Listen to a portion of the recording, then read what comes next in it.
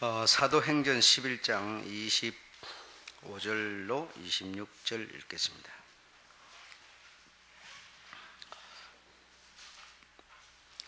사도행전 11장 25절과 26절 읽어보겠습니다. 시작.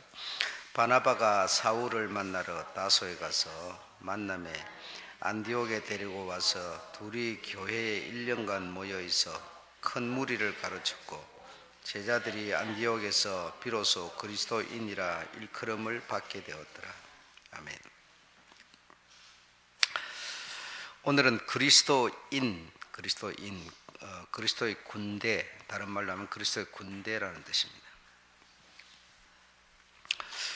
예수께서 죽으시고 부활하시어서 40일간 제자들과 함께 이렇게 지내게 됩니다. 지내게 되면서 마지막으로 성천하시기 전에 하신 말씀이 성령이 임하시면 맨날이 못되어 성령이 오실 테니 성령이 임하시면 너희가 이제 권능을 받아서 이 예루살렘뿐 아니라 온 유다와 사마리아 땅끝까지 그리고 사마리아와 그리고 땅끝까지 이르러 자신의 예수님의 증인이 되어라 이렇게 말씀하십니다.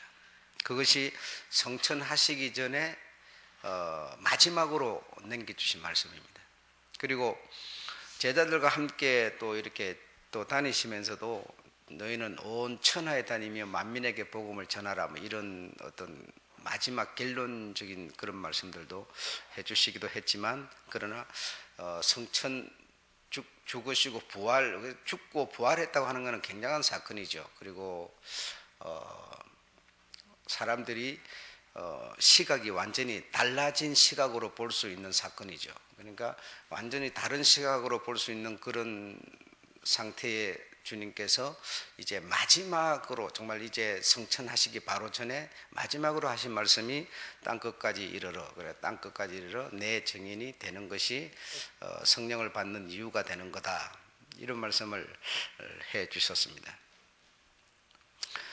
그래서 성천하시고 열흘 만에 이제 성령이 정말 오셔서 하나님의 큰 일, 지난 시간에 하나님의 큰 일에 대해서 말씀드렸죠. 하나님의 큰 일이 있었습니다. 큰 일이 있었고 그로 말미암아 큰 일뿐 아니라 이 성령이 임하셔가지고 베드로가 나가서 설교를 하는데 3,000명이나 제자의 수가 늘어났다. 어마어마한 거죠. 그러나 상상을 지금 초월하는 겁니다. 그러니까 막 그 예루살렘이 지금 완전히 엄청난 큰 어떤 폭풍을 만난 것 같은 소동이 일어난 거죠. 그러니까 그리고 또 미문에 앉아 있는 안전뱅이를 이렇게 일으키는 성전 미문에 뒷문에 앉아 있는 안전뱅이를 일으키는 이런 일로 인해 가지고 많은 사람이 정말 어떤 큰 마음의 감동과 변화를 받게 됩니다. 그래 가지고 5,000명이나 수가 또 믿는 자가 늘어났다. 그러니까 막 얼마나 그 예루살렘이 지금 그 성령이 오심으로 인해 가지고 엄청난 지금 술렁거리는 변화가 일어나게 되는 거죠. 굉장한 일이에요. 그래서 그런 성령이 오시고부터 이제 어떤 문제가 생기는가 하면 공동체라고 하는 게 형성되는 겁니다. 그래 공동체가 형성된 공동체가 참 중요하죠.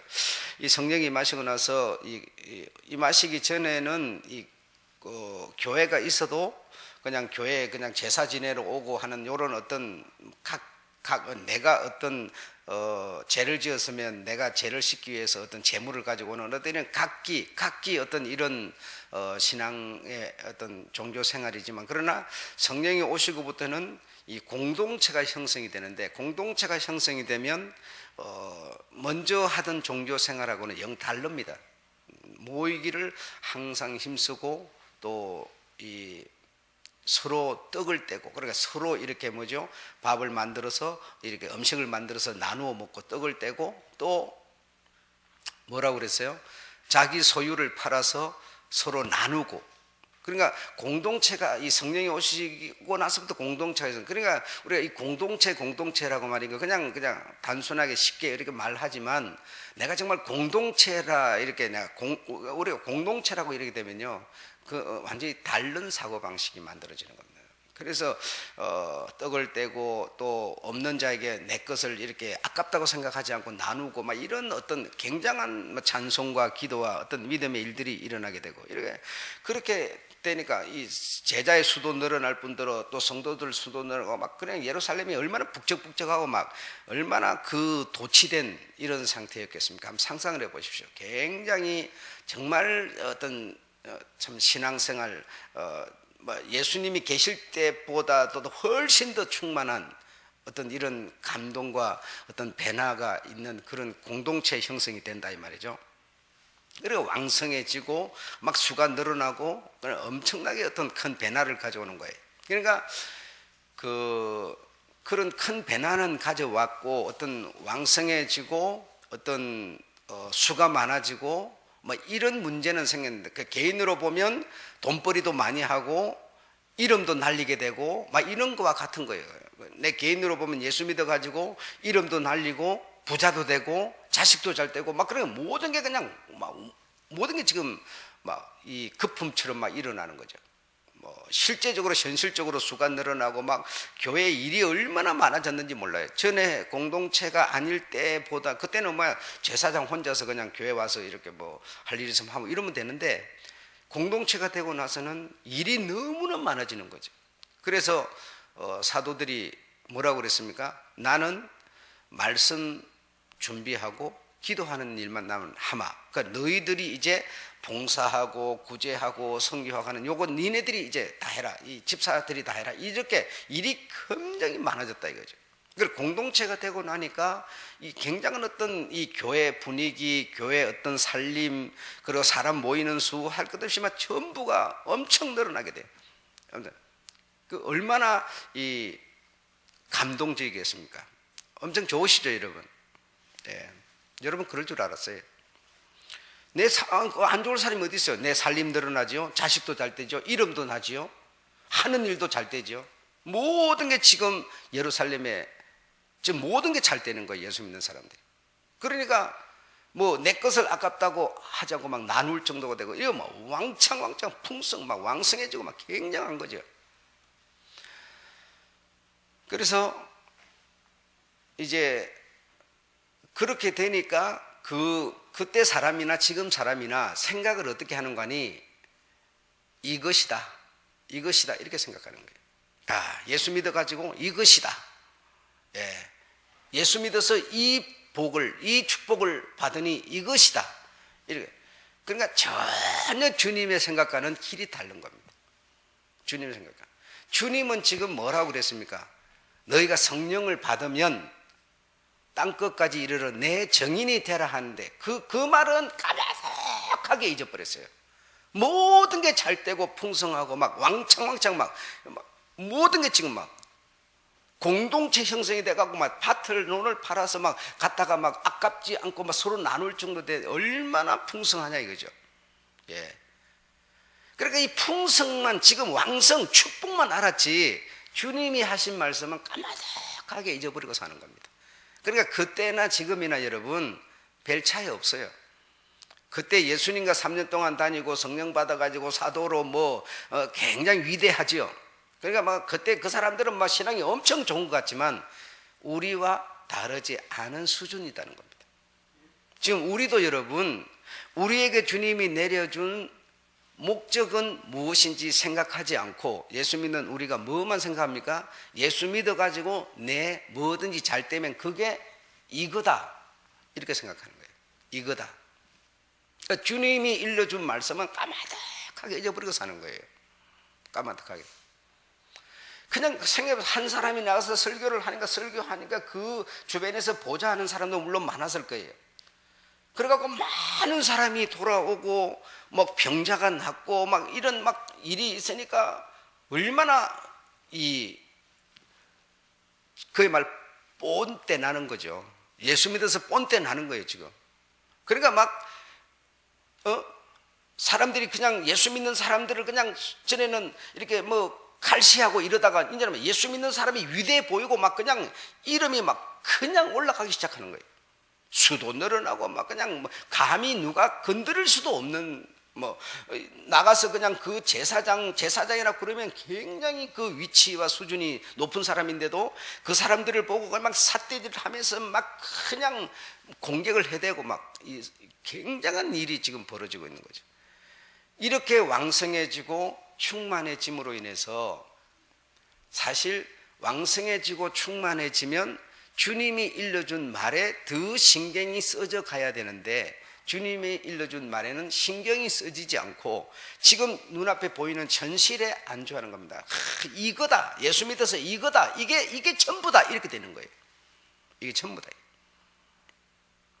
그래서 주님은 하실 수 없어서 주님은 반드시 땅끝까지 이르러 자신을 증거하는 정인들이 이들일 수밖에 없는데 이들이 예루살렘에 모여가지고 이러고 있으니 주님은 어떤 일을 하셔야 되느냐? 이들을 쫓아야만 하는 겁니다. 강제권을 동원해서 이들을 쫓아내야 됩니다. 사방으로 흩어버려야 합니다. 그 흩어버리는 사건이 무슨 사건이었는가 하면 7장에 나오는 스데반 사건이었습니다. 스데반은 집사인데 집사인 사람이 제사장과 이 세간과 이 위대한 사람들한테 니들이 예수를 죽였다. 니들이 죽인 예수가 아브라함으로부터 약속되어져 내려온 바로 메시아 그분이다라고 말하면서 니들이 죽었고 니네들 회개하고 돌이키라 그러면서 막 그들에게 그리하지 않던 갑자기 소리와 생각이 달라진 스데반이 공격을 함으로써 그 일로 인해서 예루살렘에 핍박이 나고 그 일로 인해서 흩어졌다는 겁니다. 흩어졌다는 겁니다. 우리가 오늘 여기서 들을 얘기가 뭔가 하면 예수 믿는 내가 예수 믿어서 내 생활, 내 건강, 내 뭐든지 그냥 우리 교회, 내 가정, 내 살림, 내 몸 이거 잘 되는 것이 전부 이거다. 우리는 이렇게 생각하고 있는 거죠. 이거다. 그렇다면 주님은 여러분을 강제적으로 흩으셔야 된다는 겁니다. 주님의 뜻은 주님의 목적은 다른 데 있기 때문에. 그러니까 성도들의 신앙이 한 걸음 더 나가야 되는데 나가지를 못하는 거죠. 그냥 어제나 똑같이 10년 전, 20년 전, 50년 전 그때나 지금이나 똑같이 예수 믿어서 잘 먹고 잘 살자 전부 이루고 있는 거예요. 한 걸음을 못 나가는 거예요. 예루살렘에 얼마나 엄청난 사건이 지금 벌어지고 있느냐. 그러니까 그냥 예수님이 내게 임하셔갖고 이게 풍성 막 왕, 이게 뭐 엄청난 일이 벌어지니까 이게 전부인 줄 알았어요. 이 성령이 네게 임하면 땅끝까지 이르러 나를 증거하는 이것이 성령이 임한 이유고 목적이라고 마지막 당부를 해 주셨는데도 이 생각은 전혀 안 드는 거죠. 안 드는 거죠. 배부른 사람이 배고픈 사람을 생각 안 하는 것과 같은 거예요. 지금 온 세상 천지에는 배고픈 사람들이 지금 굶어 죽어가고 있고 영혼이 지금 말라서 다 지옥 가고 있는데 하루라도 한시라도 빨리 지금 나가서 복음을 전해야 되는데 그 하나님이 하시면 되잖아요. 하나님은 영이라서 못합니다. 영은 육하고 채널이 안 맞다고 그랬죠. 육은 육이 전하는 겁니다. 예. 그래서 내게 영이 임하셔가지고 주님을 전하는 거예요. 그래서 성령이 임하면 네가 복음을 전하라는 겁니다. 내 정인이 될 수 있다는 거예요. 육인 사람이 무슨 죄로 영을 전하겠습니까? 영이 내게 임해야 영을 전하죠. 그렇지 않습니까, 여러분? 그래서 지금 온 세상에는 배고픈 사람이 지금 허덕거려 죽어 앞뒤 분辨도 못하고 낭떠러지가 뭔지도 모르고 그냥 죽어가고 있는데 도무지 이들은 내가 말한 것을 기억하지 않고 여기 지금 예루살렘 안에서 이 풍성 이것만 누리고 있으니 그냥 내 재산 팔아다가 악꾼들도 모르고 우리 가난한 사람 우리 먹고 써자마 이런 식으로 나누고 공동체를 이루고 있으니 이 공동체가 흩어져서 사방 천지로 나가야 될 텐데 나가지로 않는 겁니다. 예. 그래서 우리는 없는 사람이 있어지는 것이 예수 믿어서 목적까지 생각을 하고 가난하더라도 그냥 예수 안에 있으면 그게 뭔가 목적처럼 생각하고 이루고 있습니다. 가난해도 가난한 사람에게 하나님이 주시는 목적이 있는 거고 내가 부한 사람이 되어가면 부한 사람에게 주시는 목적이 있는 거예요. 그래서 내 육체 안녕을 위해서 우리는 너무 지금 어떤 물질에서부터 시간에서부터 많이 허비하고 있습니다. 허비하고 있으면서 이게 실제적으로 주님이 원하는 목적에 필요한 용도로 쓰여지고 있는가? 우리는 그 목적을 중심에서 생각을 안 하는 겁니다. 그래서 예수 믿어서 그냥 내 편하고 일심 편하고 내 행복하고 내 잘 먹고 잘 입고 살면 이게 지금 전부 이거다가만 생각하는 거예요. 그렇다면 주님은 정말 우리에게 실망하는 겁니다. 실망하는 겁니다. 그래서 주님은 크게 실망한 나머지 스데반을 통해서 갑자기 이 권력자들을 향하여 강력한 공격을 함으로써 얼마나 공격이 심했는지 이 성경 전체 중에서 스데반처럼 설교를 처음부터 끝까지 적나라하게 한 사람이 없습니다. 최고로 많은 분량을 최고로 극에 도달할 만큼 내용을 전하게 됩니다. 그랬더니 듣는 사람들이 얼마나 화가 났던지. 여러분, 복음을 들으면 화가 나야 됩니까? 화가 안 나고 기분이 좋아져야 되고 편안해져야 되죠. 그런데 스데반의 얘기를 들으니까 뭐죠? 화가 났어요. 화가 났어요. 마음에 찔려갖고 화가 나가지고 막 티끌을 날리고 막 돌멩이를 가고 막 쳐 죽이자. 막 복음 전하는 사람을 쳐 죽이는 사람이 어디 있습니까? 여러분 생각해 보십시오. 예. 그래서 이 스데반의 설교는 복음을 전하기 위한 설교가 아니에요. 하나님이 의도적으로 강제권을 동원해서 스데반을 이용하고 있는 겁니다. 예. 그 소리를 듣는 사람들은 전부 다 성질이 나게 만들었어요. 화가 나게 만들었어요. 그래가지고 발에 티 같은 놈이 세상에 이를 그냥 죽이다 해가지고 돌을 들어서 때려 죽이고, 그 때려 죽이는 그 기세를 몰아가고 저들이 그만 왕창 들고 일어나 버렸죠. 그러니까 예수 믿는다는 사람들이 예루살렘에 남아있을 수가, 남아있으면 잡아다가 죽이는 겁니다. 그냥 이 그 권력자들이. 그러니 예수 믿는다고 그냥 내 죽이라 그러고 있는 게 순교입니까? 그건 순교가 아니죠.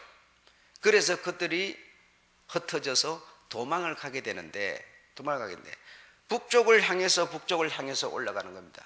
다메섹을 지나서 또 더 전진하여 북쪽으로 올라가서 어디를 만났느냐? 안디옥을 만난 겁니다. 오늘 우리가 읽었죠.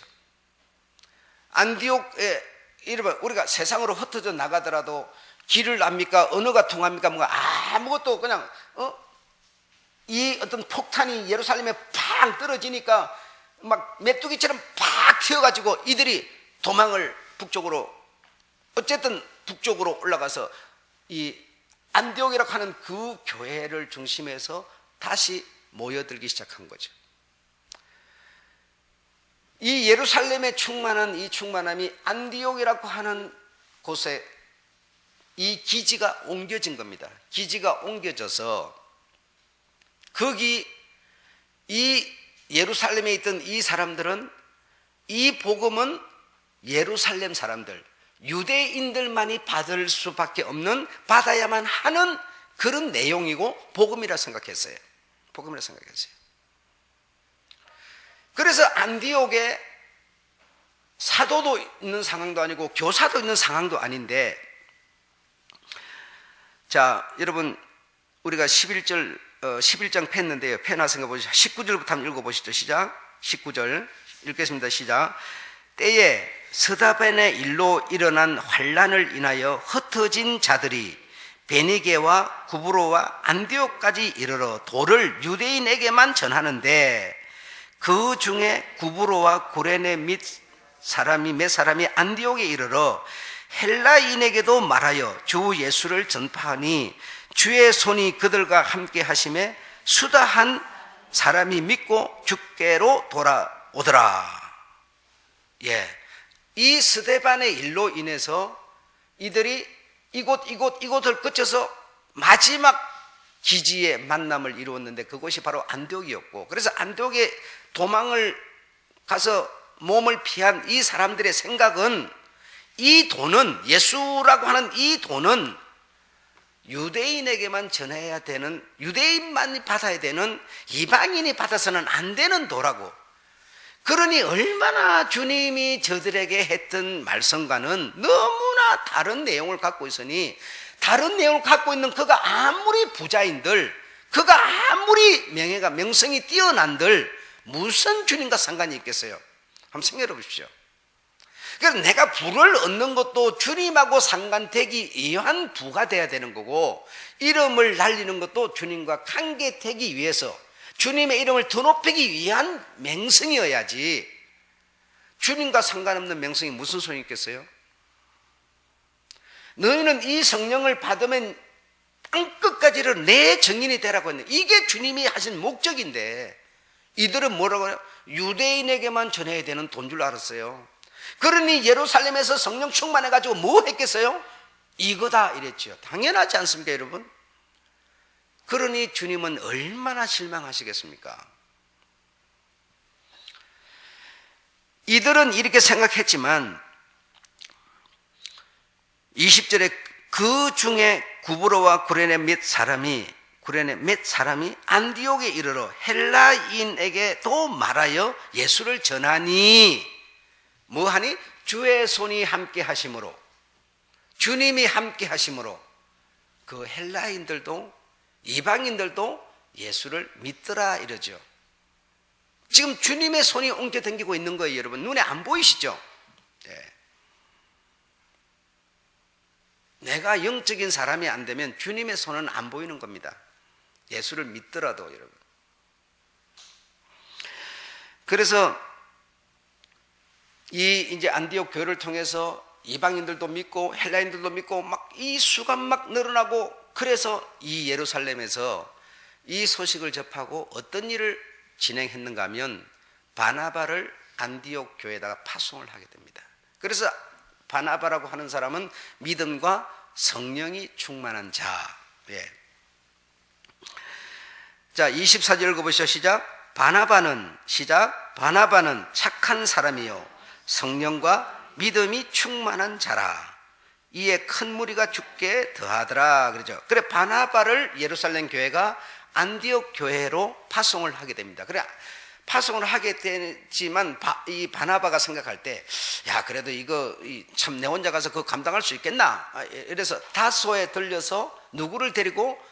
사울이라고 하는 바울을 데리고 안디옥 교회 가서 1년간 목회를 하는데, 그러니까 목회를 하는데 많은 이방인들이 안디옥 교회로 모여들기 시작하는 겁니다.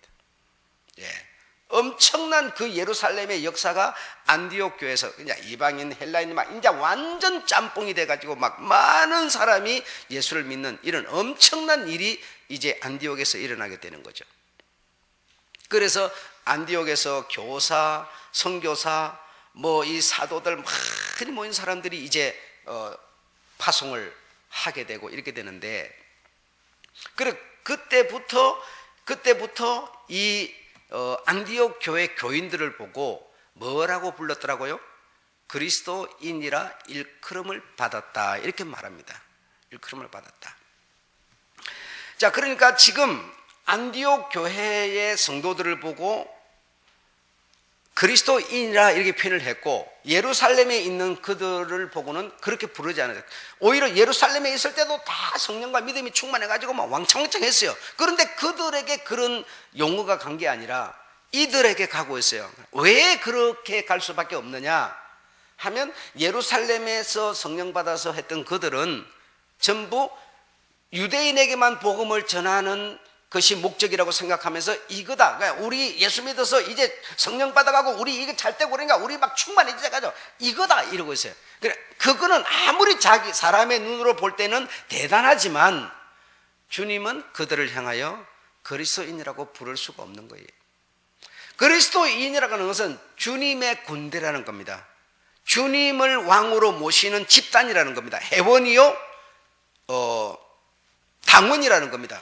그러면 주님의 일을 하는 사람을 보고 그리스도인이라고 하는 것이지, 그리고 안디옥 교회는 이방인들도 유대인들도 이 유대인만 듣는 복음이라 생각했는데 몇 사람이 나가서 헬라인도 믿고 막 이방인도 믿고 뭔데 짬뽕이다 선교사를 파송하고 이제 그야말로 주님의 뜻이 이루어지게 만드는 교회였지요. 그래서 그 교회 교인을 보고 그리스도인이라고 일컬음을 받았다 이렇게 말씀하시는 겁니다.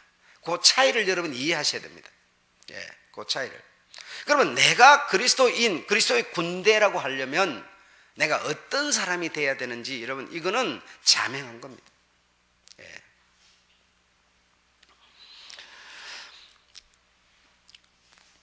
이 그리스도인에 대해서 말씀을 드리겠는데 그리스도인이라고 하는 것은 로마어의 크리스티아누스라고 하는 말에서 그리스도인이라는 말이 지금 만들어진 겁니다. 크리스티아누스라고 하는 이거는 이 용어를 누가라고 하는 사도가 옮겨와서 이것을 기록할 때 그리스도인이라 이렇게 기록을 했어요. 그럼 그리스도인과 크리스티아누스라는 것은 같은 얘기라는 겁니다. 같은 얘기. 크리스티아누스에서 그리스도인이라고 이 헬라어로 번역을 해서 누가가 지금 여기다 기록을 했는데 그러면 원래는 뭐예요? 크리스티아누스라고 일컬음을 받았더라 이렇게 되는 거예요. 근데 그것을 이 헬라어로 이 신약은 헬라어로 번역을 하면서 그리스도인 이렇게 번역을 한 거죠. 그럼 그리스도인과 크리스티아누스는 같은 얘기라는 거죠. 그럼 크리스티아누스라고 하는 게 뭐냐? 고유명사 다음에 아누스라고 하는 용어가 붙게 되면 무슨 뜻인가 하면 가이사가 이름이죠. 고유명사죠. 가이사가 그 사람의 이름인데 그 뒤에 아누스가 붙으면 아누스란 용어가 붙으면 가이사에게 복종하는 무리. 예. 그러니까 많은 사람이 가이사에게 복종하는 가이사를 왕으로 가이사가 이 백성의 왕이 돼서 다스리고 이들은 복종하는 이런 관계를 말할 때 아누스라는 단어가 붙어진다 이 말이죠. 그러면 그리스도인, 크리스티아누스 이렇게 된 말은 뭡니까? 우리 예수 믿는 사람은 왕이신 예수께 뭐죠? 복종하는 사람. 이 복종하는 이 사람들에게 예수는 뭐요? 왕이라는 겁니다. 왕. 그래서 우리는 그 왕의 백성이고 왕의 회원이고 당원이고 이 왕은 우리를 다스리고 백성 우리는 그 왕을 중심해서 모든 삶을 설계하는 사람. 이런 사람을 일컬어서 그리스도인 이렇게 말하는 겁니다. 그리스도인. 예. 그냥 그리스도인, 그냥 교회 다니면 그리스도인인 줄 알아요. 그렇지 않아요. 예. 그래서 장동일이라고 하는 고유명사에 장동일 아누스 이렇게 되면 뭐죠? 여러분은 장동일에게 복종하는 사람, 장동일은 여러분의 왕 이렇게 되는 거예요. 그러면 왕인 장동일은 여러분을 다스리고 여러분은 왕에게 복종하는 요 관계가 형성될 때 우리는 비로소 그리스도인이라는 용어를 받는 거다 이 말입니다. 그래서 그 당시에 가장 권력자인 로마가 크리스티아누스라고 하는 이름을 붙여준 것은 아주 위험하고 아주 명랑하고 아주 겁없는 집단이라고 하는 아주 명성 있는 이름을 예수 믿는 사람들에게 붙여준 이름이라는 겁니다. 붙여준 이름. 그래서 우리는 그동안 그리스도인 그러면 아주 해모스럽고 모멸스러운 어떤 그런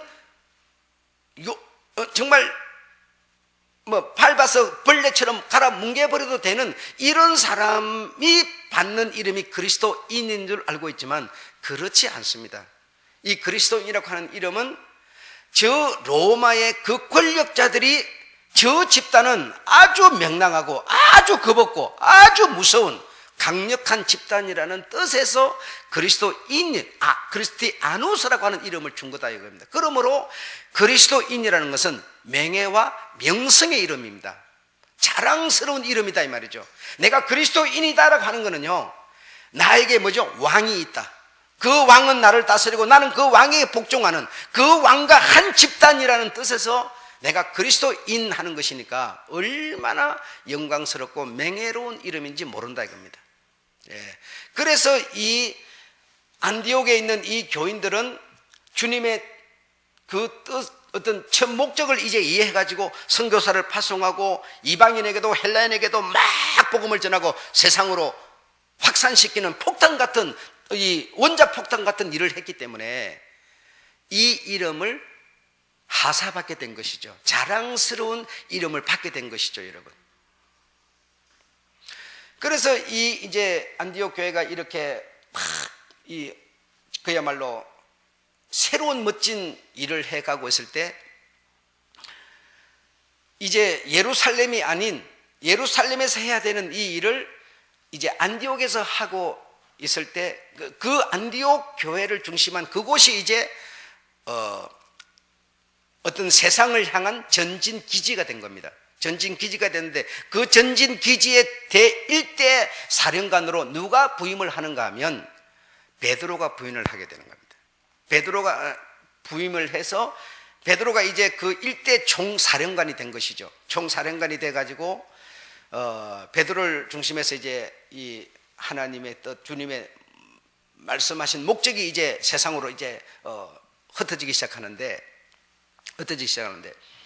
베드로는 여러분이 알다시피 성격이 급하고 명랑하고 아주 다혈질이고 소신 있고 아주 어떤 도다처럼 밀어붙이는 이런 성격을 갖고 있습니다. 그러면서도 예수님과 함께 수준 있는 훈련을 받은 그런 최고의 제자 중에 제자였죠.